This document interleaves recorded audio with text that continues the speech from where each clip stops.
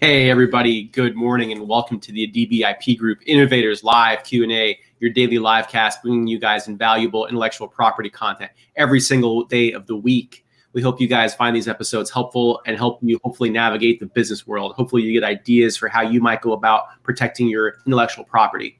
So this is episode number 135. If you guys have ideas for future episodes, please feel free to send them to Victoria. You can email her at victoria@adibiip.com. Fire your questions at her or ideas for topics for future shows, and we'll try to get them answered or covered on the show.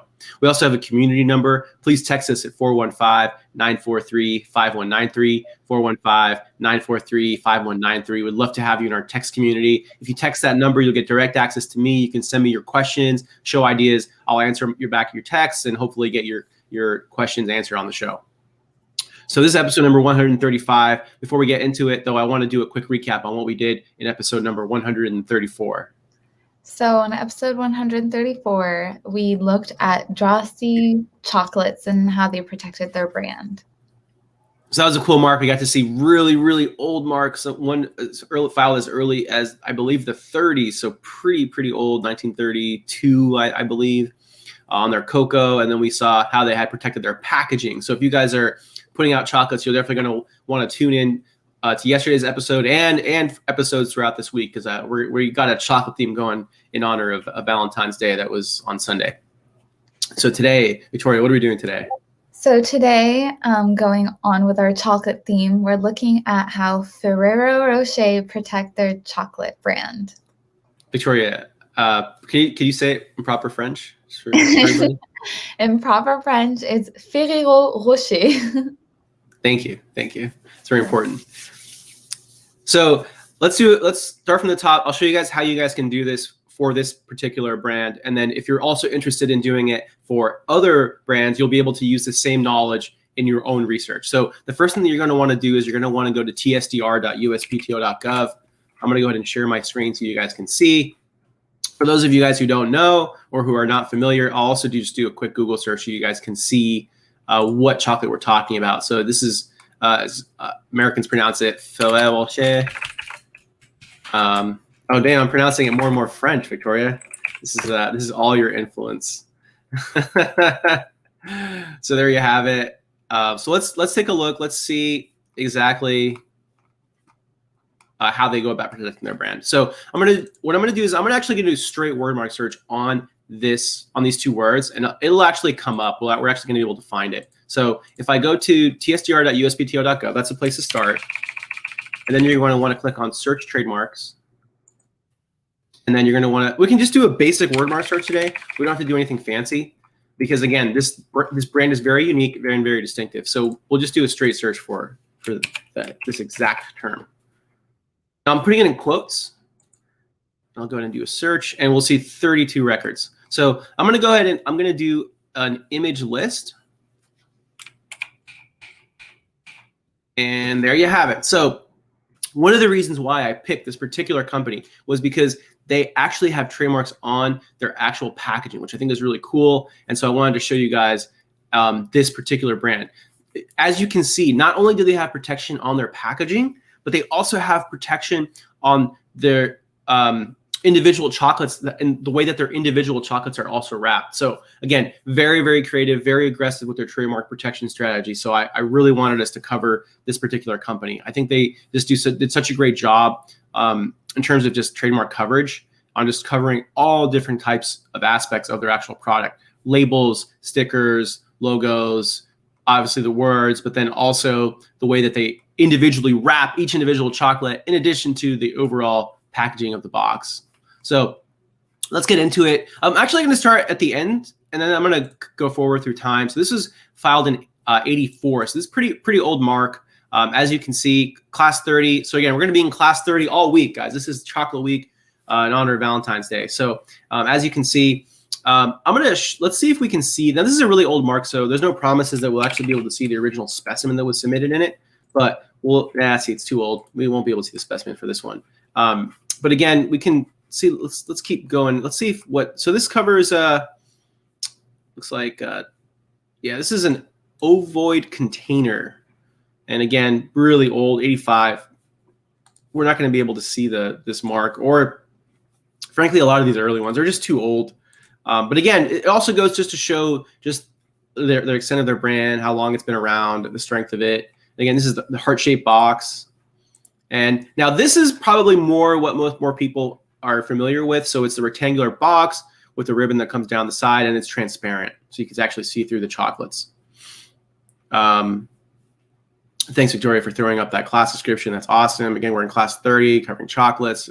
Most food products are going to be in class 30. And again, this is really, really old. So we have a specimen here. So let's check it out. So this is from 2005. So there you have it. So this is probably their most iconic packaging, probably the one that most of you are most familiar with. Again, this is a really, really old specimen, which is pretty cool. Look, you can see this 1984. So this goes to show. I mean, it's a strong, famous brand, and so they've been around for a long time.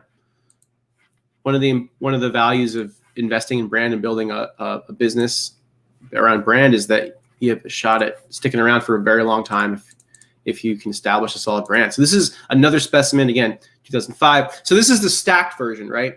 So there you have it. And again, also very old, 1984. So let's take a look at some of these other ones. So this is obviously this is their logo, and this is what appears in a lot of their actual packaging.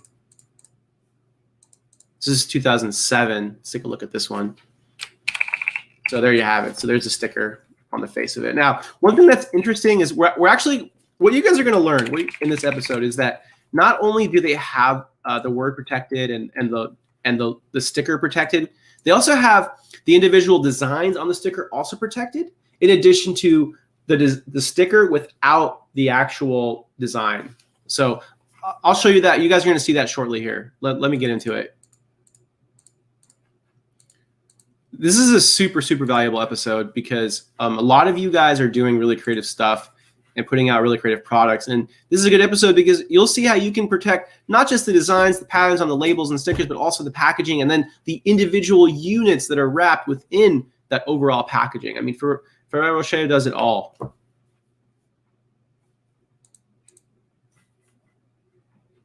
So again, this is going to be a straight word mark. Let's see what specimens we can find. So again, this is their renewal, and this renewal was submitted in 2013. So, okay, now this is the pattern that I was just talking about a little bit ago. So remember, this was the pattern that you see on the main sticker right below their name. Let's see if we can find the specimen. This is, yeah, here's a specimen. This is the renewal from 2016. And as you can see, as I said before, so let's see if I can scroll over so you guys can see. Okay, this was probably, this is not really showing it, but as you can see, this box actually has multiple. We were actually talking about the different flavors and who had which favorites.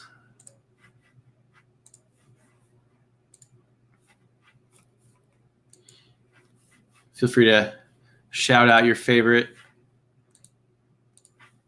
Okay, so this is, we've seen a similar one. I mean, but this is their packaging. So this is one of their core products.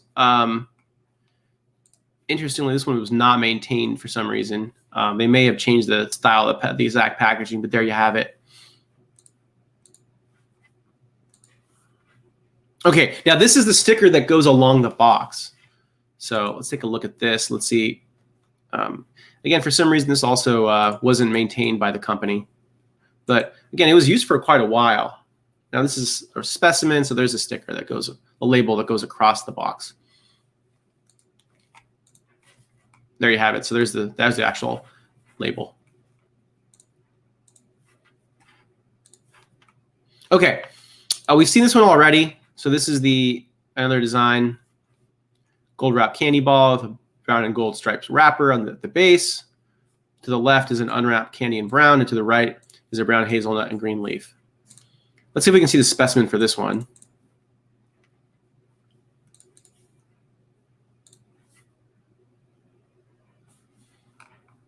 There you have it. So there's a hazelnut green leaf to the right, and the actual chocolate to the left.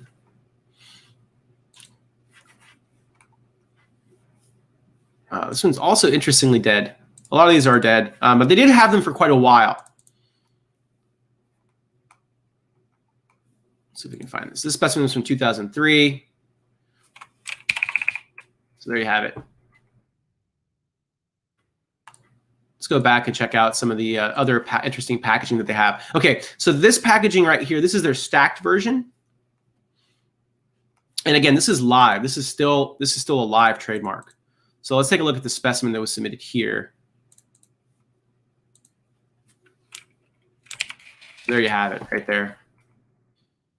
Ferrero Rocher stacked chocolate package. And again, these are all going to be in class 30 under candy. So again, really creative use of trademarks. Again, this one's also live. So this is one of the ones that you saw from the 80s.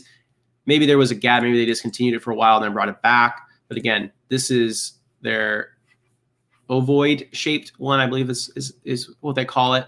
And as I said before, check it out. So we saw earlier that they have this particular mark right here, this chocolate with a hazelnut to the right and chocolate to the left. This is actually a separate trademark. And then of course, their name. And then this is the overall packaging is also protected through trademark. Now, okay, this is really cool because this is the individually wrapped chocolate, and this is a live trademark. So this one they've maintained. And as you guys can see, I mean, this right here, this is their iconic look. You see that look, and you know right away who this chocolate maker is. So there you have it.